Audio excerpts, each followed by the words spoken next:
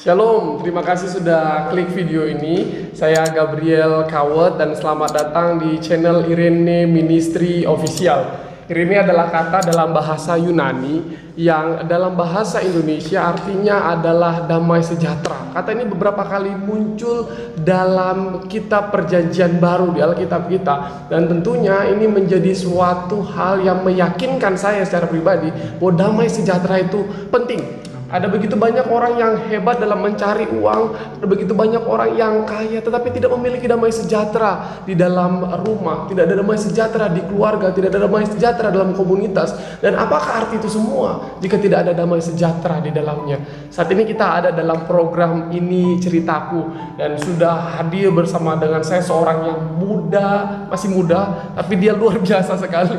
Kenapa? Karena dia sudah menyerahkan hidupnya seutuhnya untuk melayani Tuhan. Dan saya percaya melalui ceritanya kita akan semakin diyakinkan dan diteguhkan bahwa tidak ada damai sejahtera yang sejati di luar Yesus. Kita tidak akan memiliki damai sejahtera yang tetap kalau kita hidup di luar Yesus. Pada saat Yesus mau naik ke sorga, saudara, dia ingatkan, dia katakan kepada murid-muridnya seperti ini, damai sejahtera itu, damai sejahteraku kutinggalkan kepadamu. Dan tentu ini adalah suatu hal yang sangat menggembirakan seharusnya bagi kita. Mengapa? Karena ternyata sebelum Yesus naik ke sorga, dia berikan sesuatu hal yang sangat penting selain dari keselamatan, yaitu damai sejahtera. Halo tulang. Halo, Horas. Jadi beliau ini, saudara, yang akan memperkenalkan namanya dan menceritakan tentang kisah hidupnya adalah tulang saya sendiri. Kami sama-sama keturunan orang Batak dan sama-sama marga Siombing. Ini suatu kebanggaan tersendiri bagi saya karena saya punya tulang yang luar biasa sekali. Puji Tuhan. Silakan tulang. Ya, shalom semuanya. Shalom. Ya, nama saya Richard Carly Siombing. Saya lahir di keluarga yang melayani Tuhan tahun tanggal 18 Juni 1999. Nah, saya adalah anak kedua dari keempat saudara. Jadi banyak ya. Jadi dari perempuan laki-laki, perempuan laki-laki. Perempuan laki-laki, laki-laki perempuan. Jadi laki-laki tertua, laki-laki tertua tolong ya. Enggak, perempuan yang tertua. Maksudnya laki-laki tertua. Oh iya, laki-laki tertua. Iya, betul. Laki-laki tertua. Ya, saya mau menceritakan tentang bagaimana Tuhan begitu baik dalam kehidupan saya. Okay. Memang dari kecil saya juga heran kenapa dari kecil aku ini pingin jadi pendeta gitu. Luar biasa. Karena dari kecil tuh lihat pendeta itu kayaknya orang paling baik di dunia.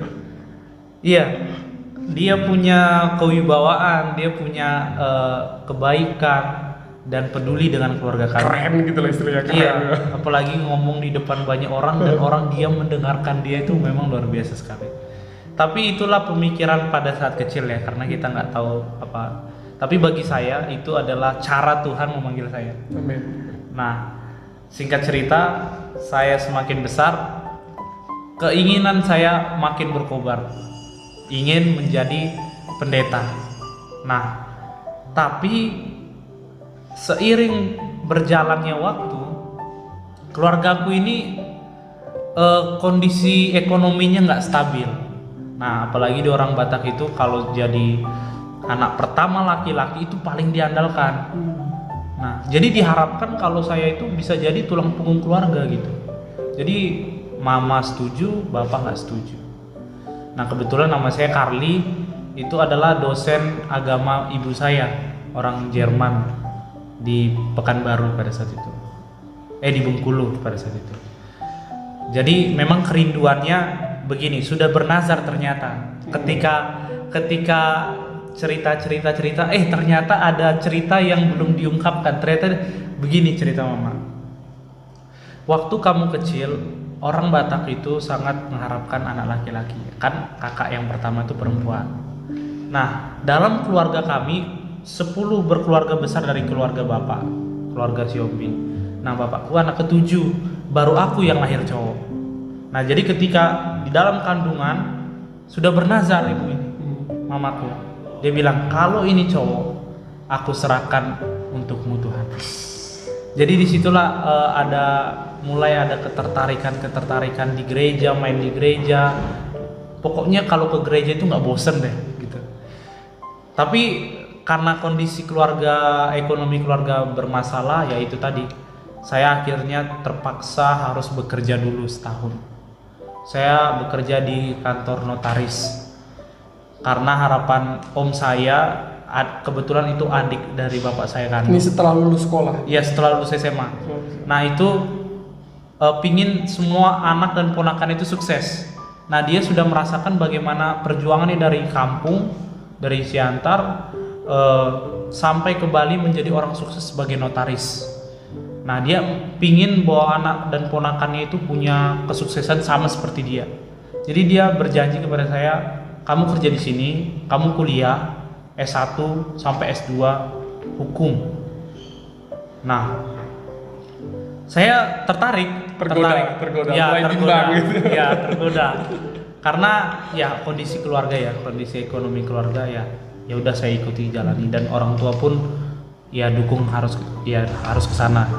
Akhirnya singkat cerita saya ikut kemauan orang tua.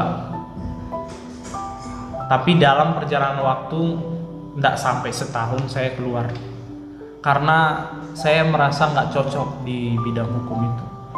Ya bukan saya mengatakan pekerjaan hukum itu adalah pekerjaan yang berdosa, tapi kotor di dalamnya gitu menurut pandangan saya ya. Mungkin pemirsa semua. Dan bukan karena nggak mampu juga belajar itu ya? Iya, tapi memang passion saya nggak di situ gitu. Nah akhirnya saya memilih untuk sekolah teologi dan diantar oleh bapak saya sendiri yang awalnya itu sepertinya tidak setuju kalau saya jadi pendeta. Nah akhirnya memang ada kontra dengan kakak. Dia katakan, kamu nanti makan apa? Kamu emang tinggal di mana? Aku jawab aja, Tuhan yang sediakan. Ya begitulah, namanya kontra itu ada juga yang menyerang. Tapi akhirnya saya tetap memutuskan untuk melayani Tuhan. Nah kebetulan bapak saya itu belum meninggal pada saat itu. Saya sudah ketemu, saya hampir masuk ke I3 Batu Malang, ada beberapa STT, tapi pada saat bapak saya hidup saya terbeban terus. Saya sepertinya menjadi orang yang tidak bertanggung jawab kalau meninggalkan keluarga saya dalam kondisi susah. Itu yang menjadi beban saya. Jadi dilema. Nah, jadi akhirnya bapak saya meninggal di bulan Agustus 2018. Meninggal, saya sudah frustasi karena kesayangan saya itu orang tua saya. Mungkin agak panjang cerita sedikit, apa kan bro? Nah sebelum bapak saya meninggal itu berapa bulan sebelumnya, kakak saya itu kerja di travel. Nah dia dapat voucher makan di rooftop hotel. Asik. Di Bali. Diajak jadi. Kebetulan kakakku nggak bisa, tiket itu hanya untuk 2 orang. Jadi cuman aku sama bapak yang makan di situ. Makanannya enak. Makan di rooftop malam-malam dengan view pantai, pokoknya bagus banget. Di situ bapak bilang, yang membuat saya terharu sekali, kamu harus sukses ya, dibilang bapak gitu, supaya kita nggak begini terus. Aku langsung, hatiku memang tersentuh. Aku bilang, iya pak, aku harus bikin bahagia bapak. Makanya pada saat itu bapak saya memang sakit diabetes. Aku bilang, ya makanya bapak sehat-sehat dong, biar nanti aku sukses, kita bisa sama-sama senang. Nah tapi akhirnya bapak saya ajak ke rumah sakit. Di rumah sakit dirawat, kakinya itu sebenarnya cuma keserempet motor, tapi kalau diabetes itu luka itu susah sembuh. Nah itu dipandang remeh sama bapak saya. Ini luka biasa. Ternyata luka itu makin lama makin busuk, jempolnya sampai busuk itu. Nah sebelum busuk kan nanah tuh bau ya, kita bersihin secara normal. Diperiksa ke dokter, ternyata ini udah parah. Nah kita bawalah ke rumah sakit. Nah di rumah sakit itu ada rumah sakit baru dan kita hanya mengandalkan BPJS, jadi obat-obat generik, obat-obat biasa yang dikasih. Nah ketika dibawa ke rumah sakit, saya memang di situ makin nggak kepikiran lagi untuk jadi hamba Tuhan. Udah pokoknya kerja gitulah pikiran. Karena ingat pesan papa tadi. Iya, karena ingat pesan papa dan saya sepertinya kesal kepada diriku sendiri. Aku nih cowok gitu loh, aku nih laki-laki kok nggak bisa sih menghasilkan sesuatu gitu. Untuk pengobatan bapak aja sendiri nggak bisa. Jadi saya itu seperti menuduh diri sendiri gitu loh. Dan saya sepertinya menuduh keinginan saya untuk melayani Tuhan itu, saya salahkan diri saya sendiri. Kamu itu terlalu egois gitu. Mementingkan sendiri. Jadi ya saya tinggalkanlah itu sementara waktu ya. Tapi pada saat itu saya nggak pikir itu sementara atau bagaimana. Pokoknya saya dapat uang, saya bahagiakan orang tua. Itu saja konsep berpikir saya pada saat itu. Nah akhirnya bapak saya sampai dioperasi, akhirnya diamputasi lah itu. Diamputasi kaki bapak, dan bapak saya ingat sekali dia keluar ruangan rumah sakit. Bapak saya itu nggak pernah mengeluh, dia cuma lulusan SMA, tapi 4 anaknya bisa sekolah semua. Dia keluar ruang operasi, dia kasih jempol ke saya begini, bapak baik-baik aja kok. Dia sering juga di rumah tiba-tiba mimisan, bapak baik-baik aja kok. Pokoknya semua ternyata ketika kita bawa ke rumah sakit itu badan itu udah komplikasi, udah rusak semua, paru-parunya, ginjalnya, kakinya, mau jantungnya itu udah kena itu. Meskipun sedikit, tapi itu komplikasi, itu artinya semuanya kena. Bukan satu yang parah enggak, tapi semuanya. Jadi sistem tubuh ini udah kacau. Nah dari situ kita sedikit marah lah. Kenapa sih Pak nggak bilang-bilang dari dulu? Kenapa sih nggak cerita-cerita? Kita kan ada di sini kan. Kalau tahu gitu ya kita pijit-pijit bapak setiap hari, kita rawat bapak setiap hari kan. Bapak saya bilang nggak boleh mengeluh, seorang pemimpin nggak boleh mengeluh. Disitulah dia katakan, kalau saya lemah, kalau saya sakit, siapa yang kasih kamu makan? Itu yang menjadi pesan yang sangat sangat mendalam lah di hatiku. Akhirnya bapak meninggal, saya sangat-sangat stres dan sangat-sangat frustasi. Sampai aku katakan ke Tuhan begini, Tuhan, aku nggak pernah minta yang aneh-aneh, aku nggak pernah minta kekayaan, aku nggak pernah minta uang atau minta apa. Saya hidup baik-baik aja, saya hidup sederhana. Nggak minta yang aneh-aneh, nggak pernah mau macem-macem, nggak pernah. Saya cuma mau saya bisa bahagiakan keluarga saya. Masa itu aja nggak bisa? Saya memang sampai pada saat itu saya kecewa sekali. Sampai saya pergi ke pantai, saya teriak, saya lempar batu, saya pokoknya frustasi sekali. Itu mengalami kekecewaan dengan Tuhan juga tuh. Iya. Kecewanya kayak gini, kita melayani. Ini bukan saya yang melayani, satu keluarga. Tapi masalah ekonomi kok nggak selesai-selesai. Tapi kok masalah kesehatan kok nggak bisa sembuh-sembuh. Kenapa Tuhan tidak menolong? Kenapa Tuhan nggak kasih tolong? Kan bisa aja dikasih uang kan? Kan bisa aja dikasih sembuhan kan, cepat kan? Ya itulah rasa kecewaan pada saat itu ya. Karena terbawa oleh emosi dan ya sepertinya iman kita sia-sia, istilahnya begitu. Karena pemikiran saya juga dulu masih dangkal tentang Tuhan. Nah singkat cerita, saya tetap gimana ya, saya rasanya tetap panggilan itu tetap ada, meskipun saya rasa badan ini udah luka-luka gitu. Meskipun saya rasa itu nggak mampu sebenarnya, cuman hati ini tetap mau melayani Tuhan gitu.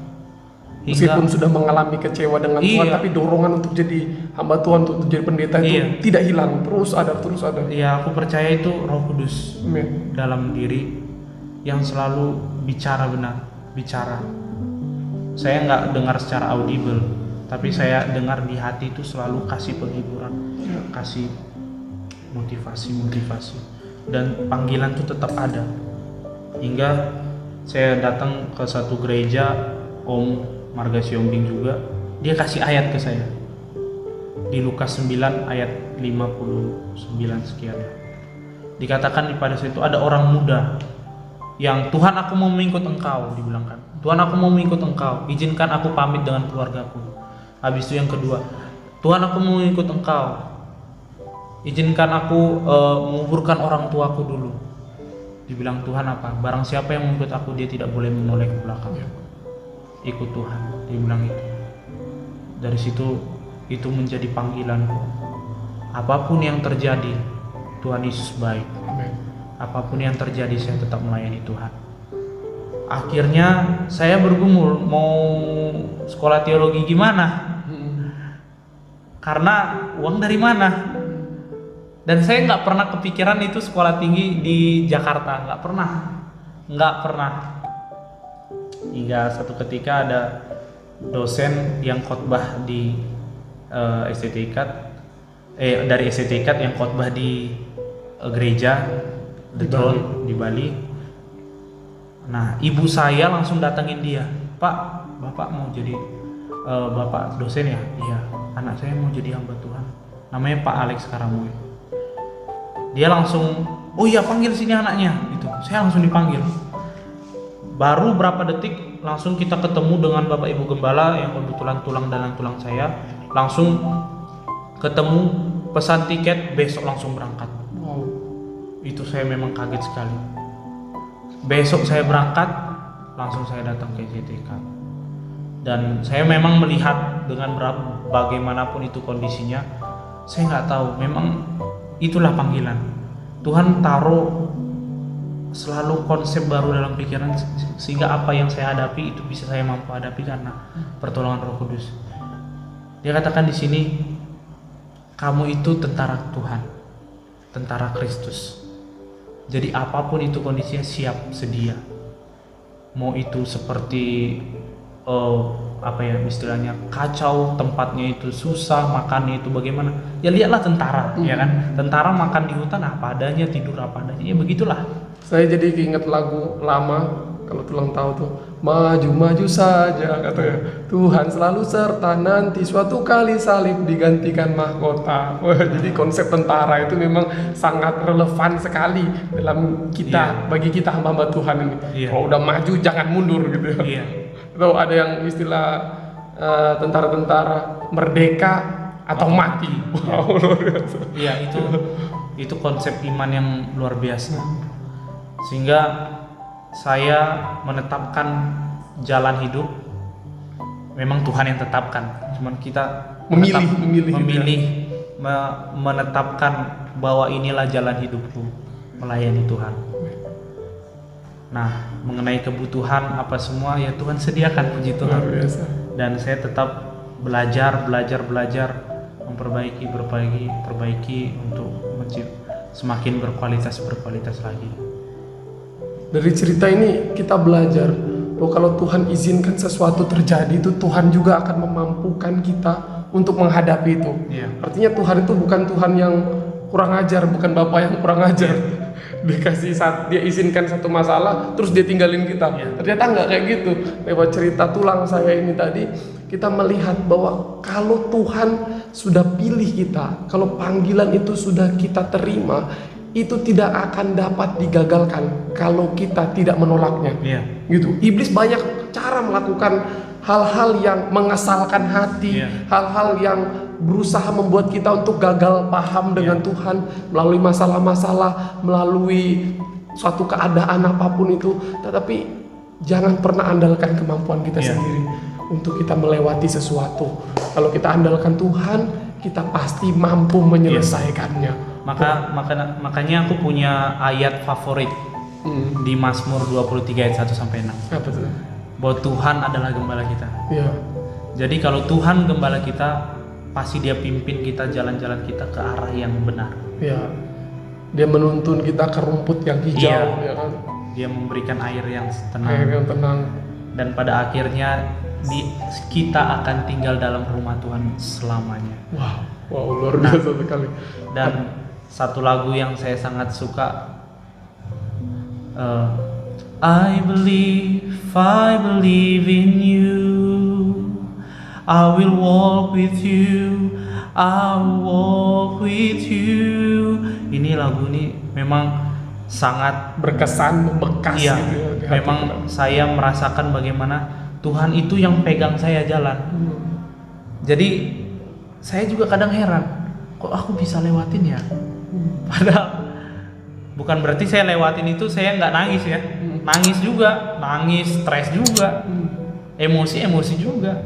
Tapi saya bisa mampu lewatin itu suatu kebaikan Tuhan. Bagaimana? Menurut saya berkat Tuhan yang paling luar biasa ketika Dia bersama kita. Oh, iya. Kalau Dia udah sama kita, semuanya ngikutin. Kita nggak akan menyadari, kita nggak akan melihat betapa romantisnya Dia itu kalau kita nggak ngalami masalah ya. Iya. Justru waktu Iya. kita ngalami masalah, di situ kita rasakan betapa romantisnya nih Tuhan ini. Iya. Dia nggak tinggalin aku gitu, Dia tetap menyertai aku. Iya. Sampai si Daud bilang, sekalipun aku berjalan dalam lembah kekelaman, Iya. aku tidak akan takut. Sebab gadahmu dan tongkatmu Itulah yang yang menghibur aku. Wah, ini luar biasa sekali. Apa yang Daud alami mungkin tidak sama persis dengan apa yang Tulang alami, tetapi yang sama persis di sana adalah ada Tuhan yang menuntun. Iya. Dia yang pegang, bukan kita yang pegang. Dia nggak bakal biarin kita jatuh sampai Iya. tergeletak gitu kan kalau Alkitab bilang. Iya. Dan ini adalah contoh nyata. Wow, luar biasa sekali.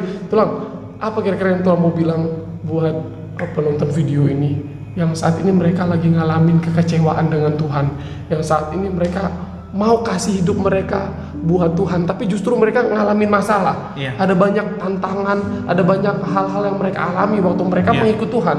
Apa kira-kira yang Tuhan mau bilang ke mereka? Ada satu kalimat yang sangat memberkati saya. Tuhan menghancurkan rencanamu sebelum rencanamu menghancurkanmu. Wow. Ini kalimat yang begitu dalam ketika saya membacanya. Kita punya rencana, misalkan kita pergi ke Blok M. Iya. Di tengah jalan Tuhan bikin ban kita pecah. Padahal kita nggak tahu kalau ban itu nggak pecah, kita tabrakan. Jadi Tuhan hancurkan rencana kita supaya kita Nggak sebelum kecelakaan gitu. rencana kita yang ke Blok M tadi menghancurkan kita. Jadi seringkali sebenarnya yang menghancurkan kita justru rencana kita. Iya. Terus kita salahkan Tuhan. Iya. Gitu. Tuhan kok nggak tolong, padahal kita yang Iya. salah. Dan dari hal-hal kecil pun kadang kita salahkan Tuhan. Padahal itu cara Tuhan supaya rencana kita nggak menghancurkan kita. Makanya ketika ada satu kata yang Bapak bilang dia sebelum dia meninggal, memang itu menjadi kesedihan yang begitu dalam. Dia bilang, Tuhan lancarkan aku.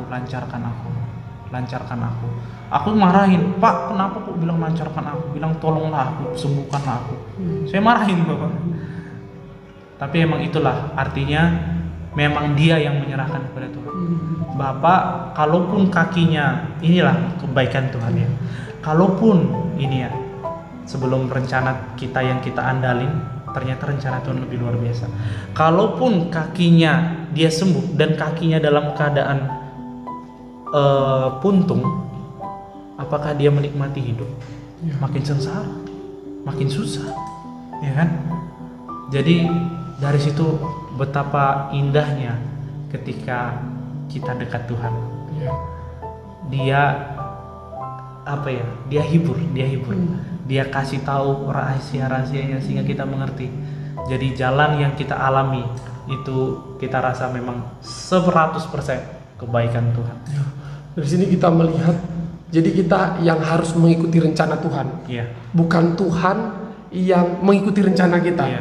Karena yang tahu sesuatu yang baik, rencana yang baik bukan kita, Iya. tetapi Tuhan. Nah, dari sini juga kita belajar bahwa penting sekali memiliki kepekaan dengan Tuhan. Iya.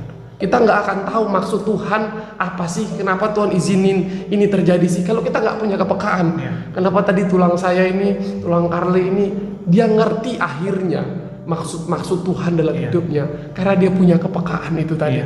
Nah, gimana kita mau peka kalau kita nggak membangun hubungan yang intim ya? Ya kan, gimana kita mau peka kalau kita dikit-dikit ngambek sama Tuhan? Padahal Tuhan tidak pernah dirugikan kalau kita ngambek sama Tuhan. Saya coba berpikir gitu, kalau untuk anak-anak yang suka ngambek, kalau aku suka mau ngambek sama Tuhan, kira-kira apa untung aku mau ngambek sama Tuhan? Apa untungnya aku mau lari sama Tuhan waktu aku ngalami masalah? Ya kan, nggak ada untungnya.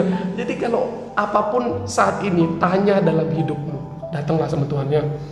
Datang, dan saya percaya Tuhan nggak akan pernah ghosting kita gitu. Nggak akan pernah ninggalin kita gitu aja. Dia pasti berbicara dengan cara-cara yang ajaib. Jadi saya orang yang percaya tulang, kalau Tuhan itu nggak pernah berhenti berbicara.